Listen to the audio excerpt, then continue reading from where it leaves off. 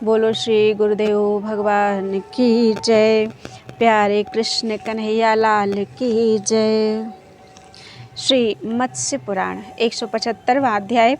देवताओं और दानवों का घमासान युद्ध, मय की तामसी माया और वाग्नि की उत्पत्ति और महर्षि ऊर्व द्वारा हिरण्यकशिपु को उसकी प्राप्ति। मत्स्य भगवान ने कहा, रविनंदन, तदनंतर परस्पर विजय की अभिलाषा वाले देवताओं और दानवों की उन दोनों सेनाओं में घमासान युद्ध होने लगा। नाना प्रकार के शस्त्र अस्त्रों से लैस हुए दानवगण देवताओं के साथ युद्ध करते हुए एक दूसरे से भिड़ गए। उस समय वे ऐसा प्रतीत हो रहे थे मानो पर्वतों के साथ भिड़ गए हों। देवताओं और असुरों के बीच छिड़ा हुआ वह युद्ध धर्म, अधर्म, दर्प और विनय से युक्त होने के कारण अत्यंत अद्भुत लग रहा था। उस समय रथों को पृथक पृथक आगे बढ़ाया जा रहा था, हाथियों को उत्तेजित किया जा रहा था।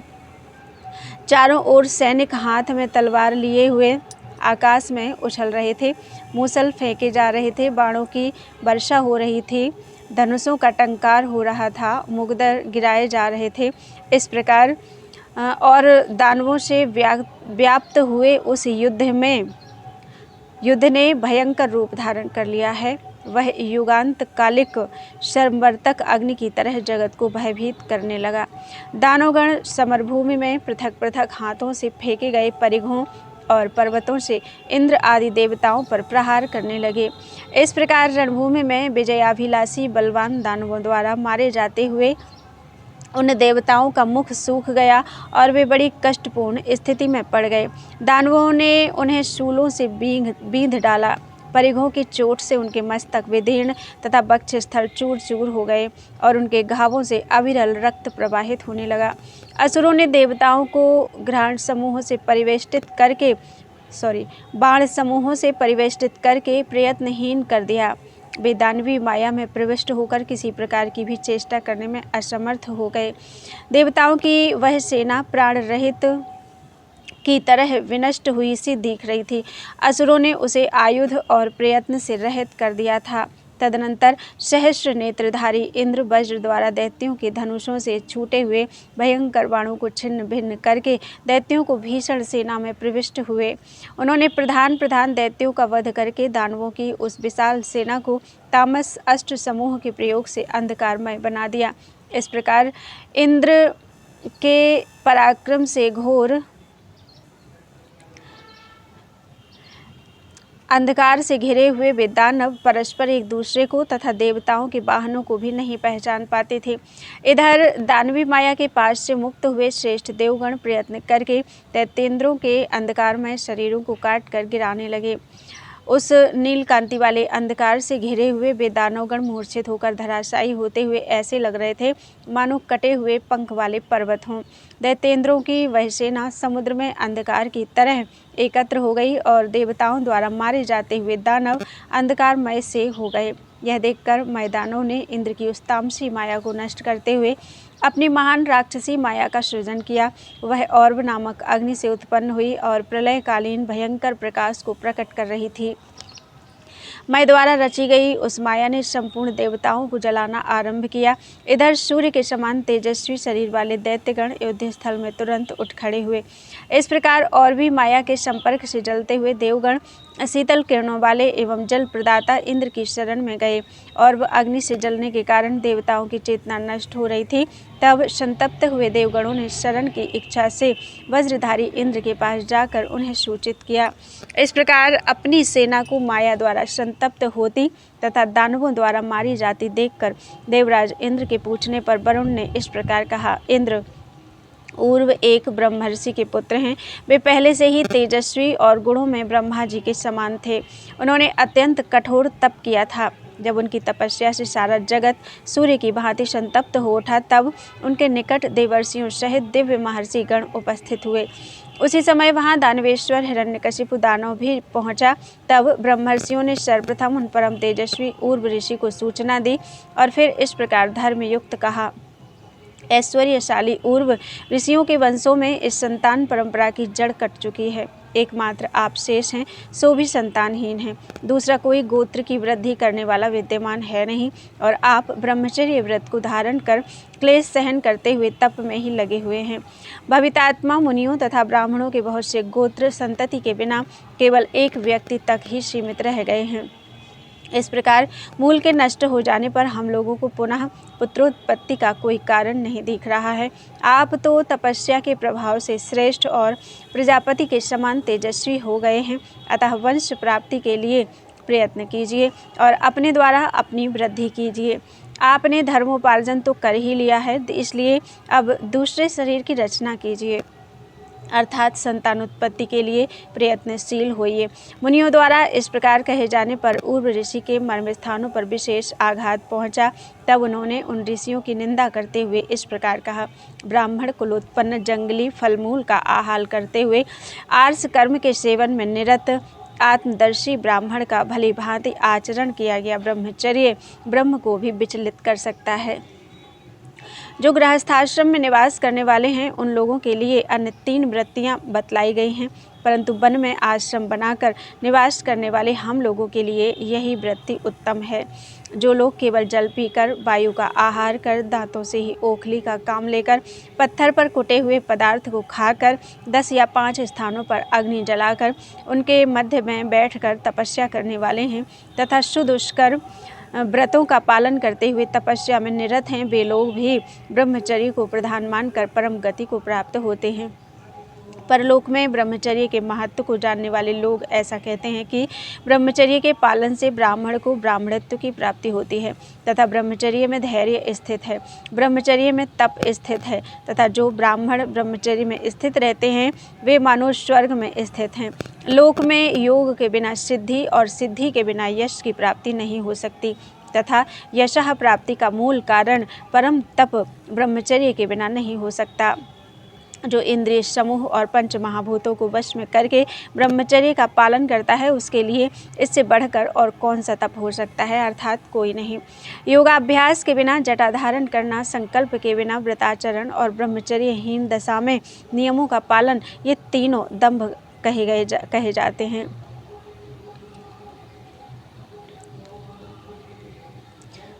कहाँ स्त्री संयोग और कहाँ स्त्री पुरुष का भाव परिवर्तन, परंतु इन सब के अभाव में ही ब्रह्मा जी ने इस सृष्टि को मन से उत्पन्न की है और सारी प्रजाएं भी मन से ही प्रादुर्भूत हुई हैं। इसलिए आत्मज्ञानी आप लोगों में यदि तपस्या का बल है तो प्रजापति के कर्मानुसार आप लोग भी मानसिक पुत्रों की सृष्टि कीजिए। तपस्वियों को मानसिक संकल्प द्वारा योनि का निर्माण कर उसमें आधान करना चाहिए। उनके लिए स्त्री संयोग, बीज और व्रत आदि का विधान नहीं है। आप लोगों ने मेरे सामने निर्भय होकर जो यह धर्म और अर्थ से हीन वचन कहा है, यह सत्पुरुषों द्वारा अत्यंत गर्हित है। मेरे विचार से तो यह अज्ञानियों की उक्ति जैसा है। मैं अपने इस उद्दीप्त अंतरात्मा वाले शरीर को मनोमय करके स्त्री संयोग के बिना ही अपने शरीर से पुत्र की सृष्टि करूँगा। इस प्रकार मेरा आत्मा इस वानप्रस्थ विधि के अनुसार प्रजाओं को जला देने वाले दूसरे आत्मा पुत्र को उत्पन्न करेगा। तत्पश्चात ऊर्ध्व ने तपस्या में संलग्न होकर अपनी जांघ को अग्नि में डालकर पुत्र की उत्पत्ति के लिए एक कुश से अरणि मंथन किया। तब सहसा उनकी जांघ का भेदन कर ईंधन रहित होने पर भी ज्वालाओं से युक्त अग्नि जगत को जला देने की इच्छा से पुत्र रूप में प्रकट हुआ। इस प्रकार ऊर्व की जांघ का भेदन कर वह और्व नामक विनाशकारी अग्नि उत्पन्न हुआ, जो परम क्रोधी और तीनों लोगों को जला डालना चाहता था। उत्पन्न होते ही उसने मंद स्वर में पिता से कहा, तात, मुझे भूख कष्ट दे रही है, अतः मुझे छोड़िए, मैं जगत को खा जाऊंगा। ऐसा कहकर वह विनाशकारी और वह अग्नि स्वर्ग तक पहुंचने वाली ज्वालाओं से युक्त हो 10 दिशाओं में फैलकर समस्त प्राणियों को भस्म करते हुए बढ़ने लगा। इसी बीच ब्रह्मा ऊर्व मुनि के निकट आए और उन्हें आदर देते हुए बोले, विप्रवर, तो मेरी बात तो सुनो, अपने पुत्र को मना कर दो, जगत पर दया तो करो, मैं तुम्हारे इस पुत्र को उत्तम स्थान प्रदान करूंगा। वक्ताओं में श्रेष्ठ पुत्र, मेरी यह बात एकदम सच है। ऊर्व बोले, भगवान, आज मैं धन्य हो गया, आपने मुझ पर महान अनुग्रह किया। जो मेरे पुत्र के लिए इस प्रकार की बुद्धि दे रहे हैं। यह आपका मुझ पर परम अनुग्रह है, किंतु प्रातः काल होने पर जब वह पुत्र मेरे पास आएगा तब मैं उसे किन पदार्थों से तृप्त करूँगा जिससे उसे सुख प्राप्त हो सकेगा। इसका निवास स्थान कहाँ होगा और इसका भोजन किस प्रकार का होगा। मुझे आशा है कि आप इस महान तेजस्वी के पराक्रम के अनुरूप ही सब विधान करेंगे। ब्रह्मा जी ने कहा, विप्रवर, समुद्र में स्थित बड़वा के मुख में इसका निवास होगा और मेरे उत्पत्ति स्थान भूत जल को यह सुखपूर्वक पान करेगा। जहाँ मैं जलमय हवि का पान करता हुआ नियत रूप से निवास करता हूँ, वही हवि और वही स्थान मैं तुम्हारे पुत्र के लिए भी दे रहा हूँ। पुत्र, तत्पश्चात युगांत के समय और यह और मैं दोनों एक साथ होकर पुत्रहीन प्राणियों को पितृ ऋण से मुक्त करते हुए विचरण करेंगे। इस प्रकार मैंने इस अग्नि को जलभक्षी तथा अंतकाल में देवता, असुर और राक्षसों सहित समस्त प्राणियों को दग्ध कर देने वाला बना दिया। यह सुनकर उर्व ने एवमस्तु ऐसा ही हो कहकर ब्रह्मवाणी का अनुमोदन किया। तदुपरांत ज्वालामंडल से घिरा हुआ वह अग्नि अपनी कांति को पिता उर्व में निहित कर समुद्र के मुख में प्रविष्ट हो गया। इसके बाद ब्रह्मा ब्रह्मलोक को चले गए और वहां उपस्थित सभी महर्षि और अग्नि की प्रभा का महत्व जानकर अपने अपने स्थान को चले गए। तदनंतर उस महान अद्भुत प्रसंग को देखकर हिरण्यकशिपु उर्व मुनि को साष्टांग प्रणाम कर उच्च स्वर से इस प्रकार बोला, भगवान, यह तो अत्यंत अद्भुत घटना घटित हुई। सारा जगत इसका साक्षी है। मुनिश्रेष्ठ, आपकी तपस्या से पितामह ब्रह्मा जी संतुष्ट हो गए हैं। महाव्रत, आप ऐसा समझिए कि मैं आपका तथा आपके पुत्र का भृत्य हूँ, अतः यहाँ जो कुछ कार्य हो उसके लिए मुझे आज्ञा दीजिए। मुझे अपना शरणागत समझिए, मैं आपकी ही आराधना में निरत हूँ। मुनिश्रेष्ठ, इस पर भी यदि मैं कष्ट पाता हूँ तो यह आपकी ही पराजय होगी। उर्व ने कहा, सुब्रत, यदि मैं तुम्हारे गुरु के रूप में स्थित हूँ तो मैं धन्य हो गया। तुमने मुझ पर महान अनुग्रह किया। अब तुम्हें मेरी इस तपस्या के बल से जगत में किसी प्रकार का भय नहीं है। इसके लिए तुम मेरे पुत्र द्वारा निर्मित उसी माया को ग्रहण करो जो ईंधन रहित होने पर भी अग्निमयी और अग्नियों द्वारा भी दुर्धर्ष है। शत्रुओं का निग्रह करते समय यह माया तुम्हारे निजी वंश के वश में रहेगी। यह आत्म पक्ष का संरक्षण और विपक्ष का विनाश करेगी। यह सुनकर दानवेश्वर हिरण्यकशिपु ने एवमस्तु ऐसा ही हो ऐसा कहकर उस माया को ग्रहण कर मुनिश्रेष्ठ उर्व को प्रणाम किया और वह कृतार्थ होकर प्रसन्नतापूर्वक स्वर्ग को चला गया। वरुण जी कहते हैं, यह वही माया है जो असह्य और देवताओं के लिए भी दुर्गम्य है। इसे पूर्व काल में उर्व के पुत्र और्व अग्नि ने निर्मित किया था। उस हिरण्यकशिपु दैत्य के मर जाने पर निस्संदेह यह माया शक्तिहीन हो जाएगी, क्योंकि यह जिसके तेज से उत्पन्न हुई थी, उन उर्व ऋषि ने इसे पहले ही ऐसा शाप दे रखा है। अतः शक्र, यदि आप इसका विनाश करके सब कुछ सुखी करना चाहते हैं तो जल के उत्पत्ति स्थान चंद्रमा को मुझे सखा रूप में प्रदान कीजिए। जल जंतुओं से घिरा हुआ मैं उनके साथ रहकर आपकी कृपा से इस माया को नष्ट कर डालूंगा, इसमें संशय नहीं है। इस प्रकार श्री मत्स्य पुराण के तारकामय संग्राम में 175वां अध्याय पूरा हुआ। बोलो वृंदावन बिहारी लाल की जय। 176वां अध्याय चंद्रमा की सहायता से वरुण द्वारा और वाग्नि माया का प्रशमन, मय द्वारा शैली माया का प्राकट्य, भगवान विष्णु के आदेश से अग्नि और वायु द्वारा उस माया का निवारण तथा कालनेमी का रणभूमि में आगमन। मत्स्य भगवान ने कहा, देवताओं की वृद्धि करने वाले इंद्र परम प्रसन्न हुए और एवमस्तु ऐसा ही हो यूँ कहकर सर्वप्रथम सीता युद्ध चंद्रमा को युद्ध के लिए आदेश देते हुए बोले, सोम, आप जाइए और असुरों के विनाश तथा देवताओं की विजय के निमित्त पाशधारी वरुण की सहायता कीजिए। आप मुझसे भी बढ़कर पराक्रमी और ज्योतिर्गणों के अधीश्वर हैं। रसज्ञ लोग संपूर्ण लोकों में जितने रस हैं उन्हें आपसे ही युक्त मानते हैं। आपके मंडल में सागर की तरह क्षय और वृद्धि स्पष्ट रूप से होती रहती है। आप जगत में काल का योग करते हुए दिन रात का परिवर्तन करते रहते हैं। आपका चिन्ह लोक की छाया से युक्त है। आप मृग लांछन हैं। सोम, जो नक्षत्रों की उत्पत्ति करता है, वे देवता भी आपकी महिमा को नहीं जानते। आप सूर्य के मार्ग से ऊपर सभी ज्योतिर्गणों के ऊपरी भाग में स्थित हैं और अपने तेज से अंधकार को दूर कर संपूर्ण जगत को उद्भाषित करते हैं। आप श्वेतभानु, हिमतनु, ज्योतियों के अधीश्वर, शशलांछन, कालयोग स्वरूप, अग्निहोत्र, वेदाध्ययन आदि कर्म रूप, यज्ञ के परिणाम भूत, अविनाशी, औषधियों के स्वामी, कर्म के उत्पादक, शिवजी के मस्तक पर स्थित शीतल किरणों वाले, अमृत के आश्रय स्थान, चंचल और श्वेत वाहन हैं। आप ही सौंदर्यशाली व्यक्तियों के सौंदर्य हैं और आप ही सोमपान करने वालों के लिए सोम हैं। आपका स्वभाव समस्त प्राणियों के लिए सौम्य है। आप अंधकार के विनाशक और नक्षत्रों के स्वामी हैं। इसलिए महासेन, आप कवचधारी वरुण के साथ जाइए और उस आसुरी माया को शांत कीजिए जिससे हम लोग युद्ध स्थल में जल रहे हैं। सोम ने कहा, वरदायक देवराज, यदि आप मुझे युद्ध के लिए आदेश देते हैं तो मैं अभी दैत्यों की माया का विनाश करने वाले शिशिर की वर्षा करता हूँ। आप इस भीषण युद्ध में मेरे द्वारा प्रयुक्त किए गए शीत से जले हुए, हिम परिवेष्टित माया और गर्भ से रहित इन दैत्य सिंहों को देखिए। फिर तो वरुण के पास सहित चंद्रमा द्वारा छोड़ी गई हिमवृष्टि ने उन भयंकर दैत्यों को मेघ समूह की तरह घेर लिया। ये दोनों महाबली पाशधारी वरुण और शीतांशु चंद्रमा पाश और हिम के प्रहार से दानवों का संहार करने लगे। वे दोनों जल के स्वामी और समर में पाश एवं हिम के द्वारा युद्ध करने वाले थे। अतः वे रणभूमि में जल से क्षुब्ध हुए दो महासागर की भांति विचरण करने लगे। उन दोनों के द्वारा जलमग्न की गई हुई दानवों की वह सेना उमड़े हुए संवर्तक नामक बादलों से आच्छादित जगत की तरह दिख रही थी। इस प्रकार जल के स्वामी उन दोनों देवता चंद्रमा और वरुण ने दैत्येंद्र द्वारा निर्मित माया को शांत कर दिया। रणभूमि में शीतल किरण समूहों से जले हुए तथा पाशों से जकड़े हुए दैत्यगण शिखर रहित पर्वतों की तरह चलने में भी असमर्थ हो गए। शीतांशु के आघात से उन दैत्यों के सर्वांग हिम से आप्लावित हो गए और वे जल की ठंडक से ठिठुर गए। इस प्रकार वे गर्मी रहित अग्नि की तरह दिख रहे थे। आकाश मंडल में विचरने वाले उन दैत्यों के विचित्र विमानों की कांति विपरीत हो गई और वे लड़खड़ाकर गिरने पड़ने लगे।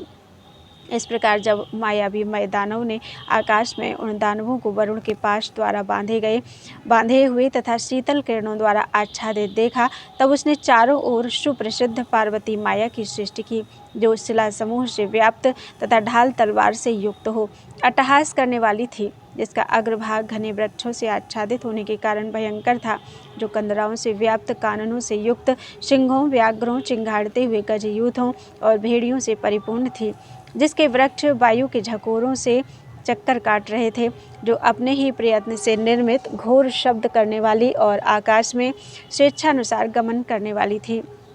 वह पार्वती माया तलवारों की खनखनाहट, शिलाओं की वृष्टि और गिरते हुए वृक्षों से देव समूहों का संहार करने लगी। उधर उसने दानवों को भी जीवित कर दिया। उसके प्रभाव से चंद्रमा और वरुण की दोनों मायाएं अंतर्हित हो गईं। वह दैत्य रणभूमि में देवगणों के ऊपर तलवारों और लोह निर्मित अन्य अन्य अस्त्रों का प्रयोग कर रहा था। उसने रणभूमि को शिलाओं, यंत्रों, अस्त्रों, वृक्षों और पर्वतों से ऐसा सघन रूप से पाट दिया कि वहाँ की पृथ्वी पर्वतों की तरह चलने फिरने के लिए दुर्गम हो गई। उस समय कुछ देवता पत्थरों से आहत कर दिए गए, कुछ शिलाओं की मार से खंड खंड कर दिए गए तथा कोई भी देवता ऐसा नहीं दिख रहा था जो वृक्ष समूहों से ढक न गया हो। इस प्रकार एकमात्र भगवान गदाधर को छोड़कर देवताओं की उस सेना के धनुष छिन्न भिन्न हो गए, अस्त्र समूह नष्ट हो गए और वह प्रयत्नहीन हो गई। शोभाशाली परमेश्वर गदाधर युद्ध स्थल में उपस्थित होने पर भी विचलित नहीं हुए तथा सहनशील होने के कारण उन जगदीश्वर को क्रोध भी नहीं आया। काले मेघ किसी कांति वाले काल के ज्ञाता श्रीहरि रणभूमि में देवताओं और असुरों के युद्ध को देखने की इच्छा से काल की प्रतीक्षा करते हुए स्थित थे। तदनंतर रणभूमि में भगवान को अग्नि और वायु देख पड़े। तब भगवान विष्णु ने उन्हें प्रेरित किया कि तुम दोनों इस माया को नष्ट कर डालो। तब वृद्धि की अंतिम सीमा पर पहुँचे हुए उन प्रचंड वेगशाली वायु और अग्नि के प्रभाव से उस महासमर में वह पार्वती माया जलकर भस्म हो गई और सर्वथा नष्ट हो गई। इसके बाद अग्नि से संयुक्त वायु और वायु से संयुक्त अग्नि दोनों पूरी शक्ति लगाकर युगांत की तरह दैत्य सेना को भस्म करने लगे। आगे आगे वायुदेव चलते थे, फिर वायुदेव के पीछे अग्निदेव चलते थे। इस प्रकार अग्नि और वायु उस दानव सेना में क्रीड़ा करते हुए विचरण कर रहे थे। दानवों की सेना जलती हुई इधर उधर भागने लगी और विमान चारों ओर जलकर गिरने लगे। दानवों के कंधे वायु से अकड़ गए। इस प्रकार अग्नि द्वारा अपना कर्म कर चुकने पर माया का बंधन निवृत्त हो गया। भगवान गदाधर की स्तुति की जाने लगी। दैत्यगण प्रयत्नहीन हो गए। त्रिलोकी बंधन से मुक्त हो गई। परम प्रसन्न हुए देवगण सब और ठीक है ऐसा शब्द बोलने लगे। इंद्र की विजय और दैत्यों की पराजय हो गई। सभी दिशाएं शुद्ध हो गई। धर्म का विस्तार होने लगा। चंद्रमा का आवरण हट गया। सूर्य अपने स्थान पर स्थित हो गए। तीनों लोक निश्चिंत हो गए। लोगों में चरित्र बल और बंधुत्व की भावना जागृत हो गई। सभी प्राणी यज्ञ की भावना से पूर्ण हो गए। पापों का प्रशमन हो गया। मृत्यु का बंधन सुदृढ़ हो गया। अग्नि में आहुतियां पड़ने लगी। यज्ञों में शोभा पाने वाले देवगण स्वर्ग की प्राप्ति के हेतु मार्गदर्शन करने लगे। लोकपालगण सभी दिशाओं के लिए प्रस्थित हो गए। सिद्धों की भावना तपस्या में संलग्न हो गई। पाप कर्मों का अभाव हो गया। देव पक्ष में आनंद मनाया जाने लगा। दैत्य पक्ष में उदासी छा गई। धर्म 3 चरणों से स्थित हुआ और अधर्म का एक चरण रह गया। महाद्वार यानी यम मार्ग बंद हो गया और सन्मार्ग का प्रचार होने लगा। सभी लोग अपने अपने वर्ण धर्म एवं आश्रम धर्म में प्रवृत्त हो गए। राजाओं का दल प्रजा की रक्षा में तत्पर होकर सुशोभित होने लगा। दानव रूपी तमोगुण के शांत हो जाने पर जगत में पाप का विनाश हो गया। इस प्रकार अग्नि और वायु द्वारा युद्ध कर्म किए जाने पर सभी विशाल लोक उन्हीं से युक्त हो गए और उन्हीं के द्वारा यह विजय की क्रिया संपन्न हुई। तदनंतर दैत्यों के लिए वायु और अग्नि द्वारा उत्पन्न किए गए महान भय को सुनकर सर्वप्रथम कालनेमी नाम से विख्यात दानव युद्ध भूमि में दिखाई पड़ा। वह सुवर्ण से युक्त मंदराचल के समान विशालकाय था। उसके मस्तक पर सूर्य सरीखा मुकुट चमक रहा था। वह मधुर शब्द करते हुए बाजूबंद से विभूषित था। उसके 100 बाहु, 100 मुख और 100 मस्तक थे। वह परम भयानक 100 अस्त्रों को एक साथ धारण किए हुए था। इस प्रकार वह 100 शिखरों वाले पर्वत की भांति शोभा पा रहा था। दैत्यों के विशाल पक्ष में आगे बढ़ा हुआ वह दानव ग्रीष्मकालीन अग्नि की तरह दिख रहा था। उसके बाल धूमिल थे। उसकी दाढ़ी हरे रंग की थी। वह दांतों से होठों को दबाए हुए मुख से युक्त था। इस प्रकार वह समूची त्रिलोकी में विस्तृत विशाल शरीर धारण किए हुए था। वह भुजाओं से आकाश को नापता हुआ, पैरों से पर्वतों को फेंकता हुआ और मुख के निश्वास से जलयुक्त बादलों को तितर बितर करता हुआ चल रहा था। उसकी बड़ी बड़ी लाल आंखें तिरछी मढ़ी हुई थी। वह मंदराचल के समान परम तेजस्वी था। वह युद्ध स्थल में समस्त देवगणों को जलाते हुए की तरह आ रहा था। वह देवगणों को भयभीत कर रहा था। 10 दिशाओं को आच्छादित किए हुए था और प्रलय काल में प्रकट हुए प्यासे मृत्यु की तरह दिख रहा था, जो सुतल से निकला था, जिसकी अंगुलियों के पर्व पोरु विशाल थे, जो आभरणों से युक्त था, जिसका कवच कुछ हिल रहा था और जिसके दाहिने हाथ का अग्रभाग उठा हुआ था। ऐसे शरीर से युक्त कालनेमी ने देवताओं द्वारा मारे गए दानवों से कहा, अब तुम लोग उठकर खड़े हो जाओ। इस प्रकार समरभूमि में शत्रुओं के प्रति काल की सी भीषण चेष्टा करने वाले उस कालनेमी की ओर सभी देवता एकटक निहारने लगे। उस समय उनके नेत्र भय से कातर हो रहे थे। इस प्रकार चलते हुए उस कालनेमी को समस्त प्राणी ऐसे देख रहे थे मानो 3 पग से त्रिलोकी को नापने के लिए चलते हुए दूसरे नारायण हों। अत्यंत विशाल शरीर वाले कालनेमी के चलते हुए पैरों की वायु से आकाश चक्कर सा काटने लगता था। इस प्रकार वह असुर युद्धभूमि में विचरण करता हुआ देवताओं को भयभीत करने लगा। तदुपरांत रण क्षेत्र में असुर राजमय ने कालनेमी का आलिंगन किया। उस समय वह दैत्य विष्णु सहित मंदराचल के समान सुशोभित हो रहा था। तदनंतर इंद्र आदि सभी देवता दूसरे काल की तरह कालनेमी को आया हुआ देखकर अत्यंत व्यथित हो गए। इस प्रकार श्री मत्स्य महापुराण के तारकामय युद्ध में 176वां अध्याय संपूर्ण हुआ। बोलो वृंदावन बिहारी लाल की जय। त्वदीयं वस्तु गोविंदं तुभ्यमेव समर्पये। तेन त्वदङ्घ्रिकमले रतिं मे यच्छ शाश्वतीम्।